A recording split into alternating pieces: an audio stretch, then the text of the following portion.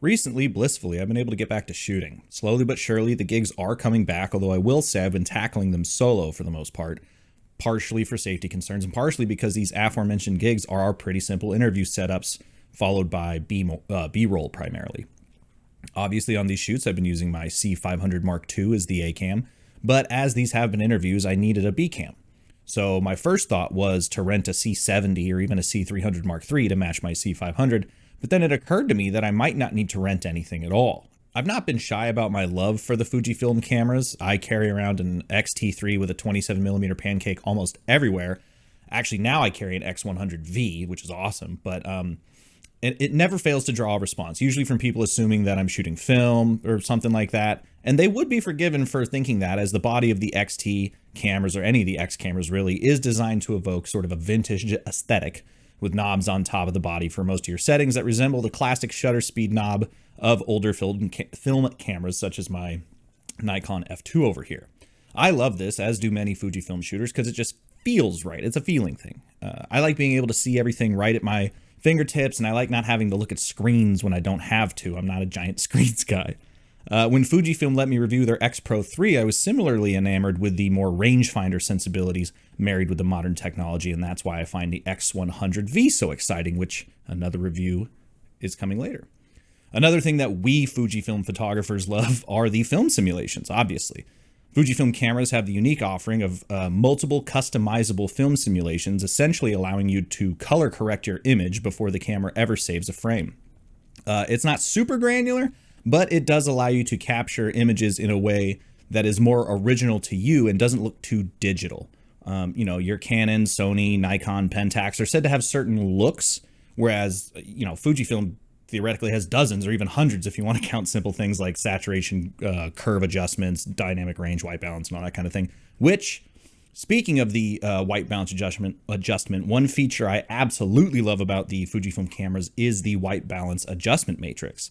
So instead of just picking a color temperature, you're also given a hue grid for which to nudge the overall color of the image, if you'd like, in any direction, which can result in some really fantastic and unique looks straight out of camera. I genuinely only shoot RAW if I'm doing a higher end gig, a nice paid gig, and I do use my XT3 on those kinds of gigs without fail or hesitation. But normally I'll just shoot JPEGs for the majority of my photography, since they're for me and I can get the image to look almost exactly how I want straight out of camera. Sometimes I'll do a super minor tweak after the fact, but usually it's just a simple tone or curve adjustment or something like that, just something to make it look appropriate on Instagram, Twitter, whatever. I could go on for a while about the things I love about the Fujifilm system for photography, but that's not what this video is about. So while going back to the thing I started with, while assessing my B-cam conundrum, I realized that I had one right on my shelf, my XT3. And I remember people saying the XT3 and now the XT4 were great for video, but were they that great? I've never really shot with a DSLR or mirrorless camera in a video capacity, which sounds insane in this day and age. But at the time when I was in college, the 5D Mark II just came out and I was a sophomore. So we were well into our camcorder workflows and I just never switched. And then the Red came out, which was a whole different story. But the question was, could I conceivably use the XT3 to intercut with my C500 without having to adjust the hell out of it in post? Would it hold up to a whole day of filming? Well, according to Dan Stoloff, when I was doing an interview with him for Frame and Reference, he's the DP of the Boys on Amazon. The answer is yes. And the Rialto is a pricey thing, and what I've been doing a lot of instead is using my my Fuji FX3 as a camera. Wait, but FX3 or XT3? XT3, sorry, XT3. Yeah, fantastic. Love this camera. It's the best. One of my favorite cameras ever made. It's the best thing since. Yeah. No, I think so too. And instead of the Rialto, I just bust that out and I have a follow focus for it and I have it all set up. And it essentially does the same thing for if it's a quick shot. It's fine. It's 4K. The resolution's good. It's got enough resolution that they can crop it to 235 for us. And I found I've been using it every day. I mean, at least once a day for something, something that the Venice can't easily do. I'd always rather have the Venice do it because I know I'm getting more information. I prefer to have my operators do it when it's the Fuji. I do it. I just jump in and I do it, which is fun, but it's a little distracting too sometimes. Sure.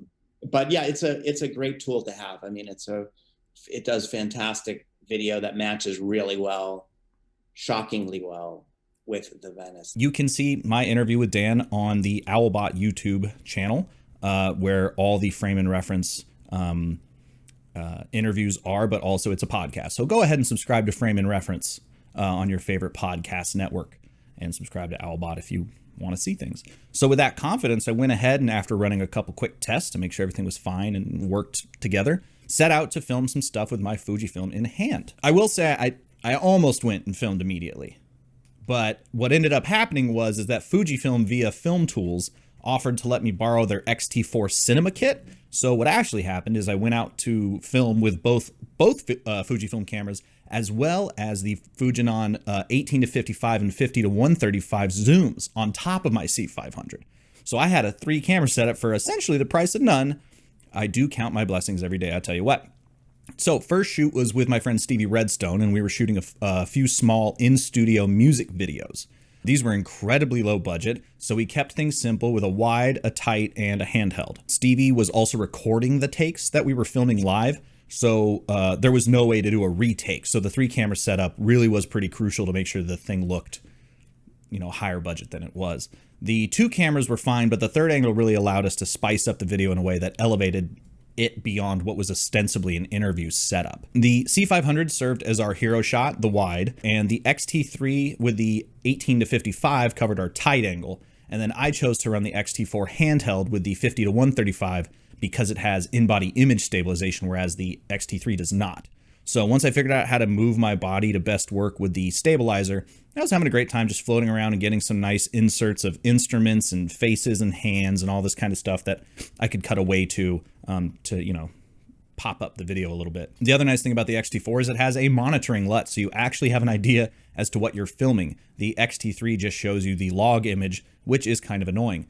The natural view kind of works, and I mean kind of, but it does turn off when you hit record, so it's not very useful. But in any case, I was shooting with both cameras in F-Log 420 10-bit, saving to the internal SD cards. You can record 422 10-bit externally, but I found it wasn't entirely necessary for these use cases. One thing that threw us through a loop was at the last second, we decided to run up to the roof of this building that we were shooting in to shoot at sunset outdoors with downtown LA as our background.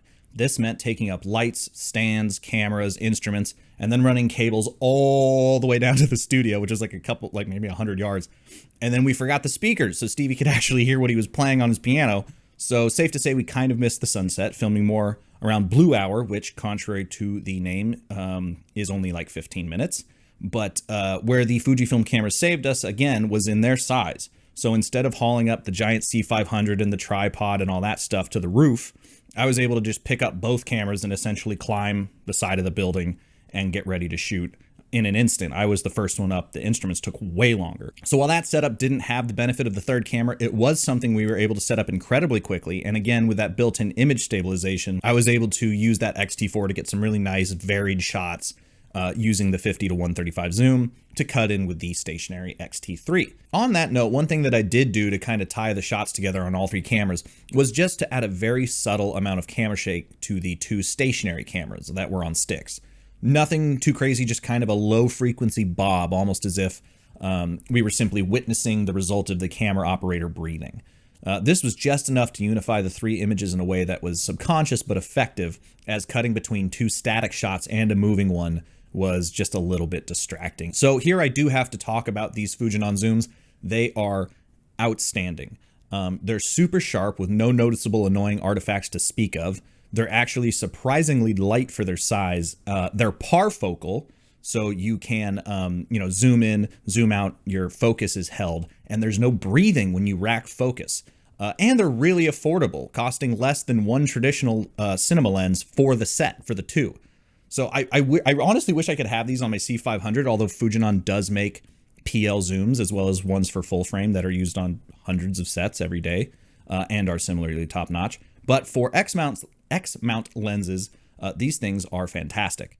Fujifilm actually doesn't make a ton of native X-mount lenses yet, so it's nice to see such an insanely high quality option made available, especially at that price point, although it is for video and the Fujifilm cameras are for photo. But as this video is trying to articulate, they're amazing for video as well. So after shooting those music videos, I had to return the XT4 and the Zooms. And that kit actually came with a Ninja 5 that I didn't end up using in this case for the 422 10-bit, but I still had work to do, so I soldiered on with the XT3 and the C500 to film some interviews that I've been working on. So for these setups, I'm using Nikkor AIS primes in place of the Cine Zooms, which do a really good job of giving the cameras some visual cohesion, as well as just being really solid options, even by today's standards.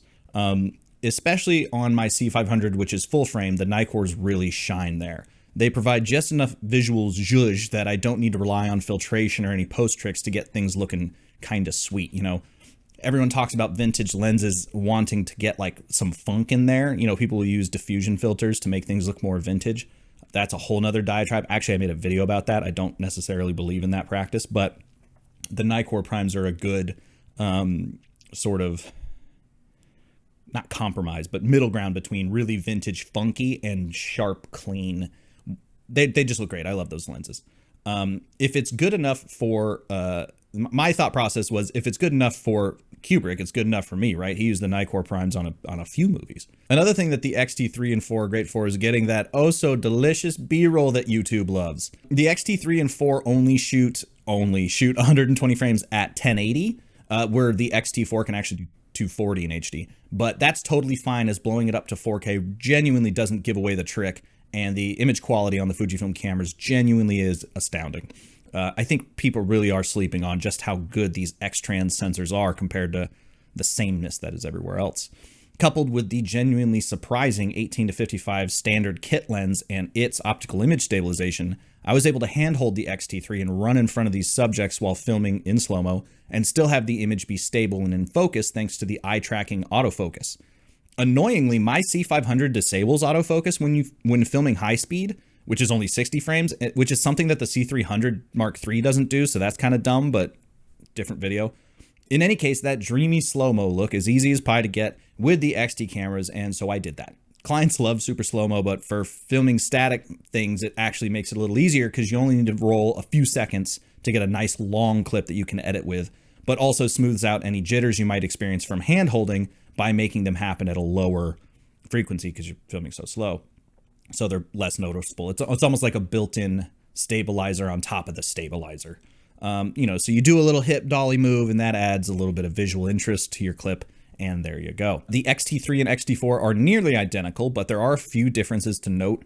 Firstly, the monitor is slightly different, the LCD screen, and on the XT4 it flips out to the left, allowing for like a selfie view, as opposed to the XT3 screen, which simply folds out for a top-down view, similar to the X100V, or it can actually kick out 45 degrees for a low-angle vertical shot. Personally, I prefer the tilt screen on the XT3 over the swivel version, but it is nice to be able to protect the screen on the XT4 by flipping it around, kind of in the same way the X Pro 3 does. There's also a dedicated movie and still switch on the XT4, which keeps the settings between the two separate, which I really like. The XT3 just has like a movie selector on the wheel that switches between single, burst, HDR, all that, the drive wheel. And this isn't the end of the world, but it's nice to just flip to video on the Switch and know that all your settings remain the same from the last time you shot, like it is on the XT4, instead of having to go through and make sure that your shutter speed and your image characteristics and your white balance and everything are all where they should be. There's also the aforementioned 240 frames and F-log monitoring LUT, the latter of which is way more useful to me than the former, but they're both great additions to the XT4's toolkit, especially at the price point, which, is relatively low for something like this. I will say one thing that was included in the XT4 Cinema kit that was loaned to me was a dummy battery that allowed me to power the XT4 via DTAP, as well as the Ninja 5, since the battery mount had an additional DTAP port. Is it Ninja 5 or Ninja V? I've been saying Ninja 5. Anyway, it's the Ninja V. You know what I'm talking about. But it had an extra DTAP port, so it could power both of them. The point is, the XT4 and the XT3 use different batteries. So having seen that and having known that Fujifilm gave it that way, I went ahead and got myself a similar dummy battery for my XT3, which I've now used on a handful of shoots with great result, including this one. I don't know if you thought it, but I've actually I'm using the XT3 right now, and it's the 7 Artisans 0.95 f.95 lens on it, so I hope I'm in focus. It's just a pretty lens. I could use an autofocus lens and I didn't, so hopefully I am in focus. But point is, with the V mount, I just have the V mount mounted to the tripod leg that the camera's on, and then I just put the battery there. And I've noticed that the 95 kilowatt hour battery seems to last all day. No problems there. One thing that's not so dreamy is the classic DSLR problem that nearly all cameras of this ilk are victim to, and that is the 30-minute time limit on recording times. Now, that's not an issue for narrative type work because your clips are shorter, but when you're doing a long interview or something like that, you'll find that you need to keep your eye on the runtime so you can quickly hit the record button again when it times out. Luckily, I didn't run into any overheating or anything like that, and it does save the previous clip in something like a second or two, so you're not like sitting there waiting on a buffer to keep recording, but it is something that you that doesn't allow you to just set it and forget it, and it's something that you will need to keep an eye on. In practice, I found I was able to do this without affecting the final product, as the XT3 isn't recording the hero audio. And so it was just easy enough to, toggle the next clip during a time where the subject wasn't talking and nothing important was going on. And again, it's only like 3 seconds of downtime total. So at most, it's not a huge issue. Just, again, something to be aware of. In post, I was very easily able to get a match between the XT cameras and my C500, and I was able to do this in a few ways. First, I shot a color chart with both cameras simultaneously, and then just simply matched them together with the versus curves in Resolve, adjusting for global similarity when an exact color chart match actually didn't look correct. And a lot of times, for people wondering, it's purple. Purple and green are weird. But anyway, this is pretty quick and easy, and I've done it plenty of other times with other cameras, and that worked out great for me. The second way that you can match the cameras is using the Fuji supplied F-Log to Eterna LUT, and then just matching the resulting image to whatever you're doing with your, in my case, C500, which honestly seems to be a relatively simple affair, but it could just be because I'm only dealing with like a head and a blurry background with the XT footage, as that's my like profile side up close angle. But it truly wasn't that difficult. But what is slightly annoying is that there's no input display transform in Resolve for Fujifilm, for F-Log. So hopefully that gets added soon. I don't know why it's not there. What it is in things like Look Designer or Film Convert Cinematch, which is the other way you can do this. Look Designer's from a company called Color Lab. I have a review of both of those out. With Color Lab, it was pretty simple. You just use C-Log2 and F-Log as the inputs respectively. And Cinematch just released their C500 Mark II profile, so those were pretty trivial to pull off. It only takes just a little bit of adjustment to get it looking perfect. Point is, I was pleasantly surprised at how well the image held up to grading, as well as how easily it matched such an advanced, maybe, camera like the C500. I would definitely recommend doing any matching in Resolve, as Premiere's color tools aren't nearly as robust, but those aforementioned apps are very helpful for something like Premiere. So what does this all mean? The easy answer is whatever you want to make of it. This is just my use case, and your mileage may vary, but I just can't overstate how fantastic the Fujifilm cameras are. Obviously, we hear about Fuji fanatics who love the photo capabilities, and I do count myself among them. But I don't think enough credit goes to these cameras for their video quality. Before Dan telling me about using his XT3 on the boys, the only other thing I saw that proved this thesis was Matthew Libatique's film. He made a short film called A Different Beyond, which was shot on the XT3, also using Fujinon Zooms, although that camera rig was absolutely built out like crazy. But now, having gone through about 10 shoots with this combo, I can confidently say that the XT cameras are excellent image makers, fantastic B or C cameras, and a great addition to your kit overall, if you were so inclined. Now, it should be obvious that I am clearly a big fan of Fujifilm in general, so I'm not, for the first time, I will say I'm not entirely objective here, but these are my empirical findings, but at the same time, I am a giant Fujifilm fan. So I feel like I need to say that, because it's like, even with Canon, like I've shot with Canon video cameras almost my whole life, but I would never be like, they're the best. But with Fujifilm, I'm always like, yeah, I really love them. I don't know. I wouldn't say they're the best, but I love them a lot. But anyway, I figured it would be worth getting all this out there and showing the examples for people, wondering about Fujifilm's video capabilities, as well as you know, in general, realizing that you don't have to have a perfect match with your cameras. You know, it doesn't have to be two exactly the same cameras with your B cam, C cam, whatever. And yeah, so that's it from me today about the Fujifilm cameras and their cinema capabilities, so to speak. And go ahead and continue your YouTube rabbit hole that you are probably on. You'll see me around somewhere, maybe.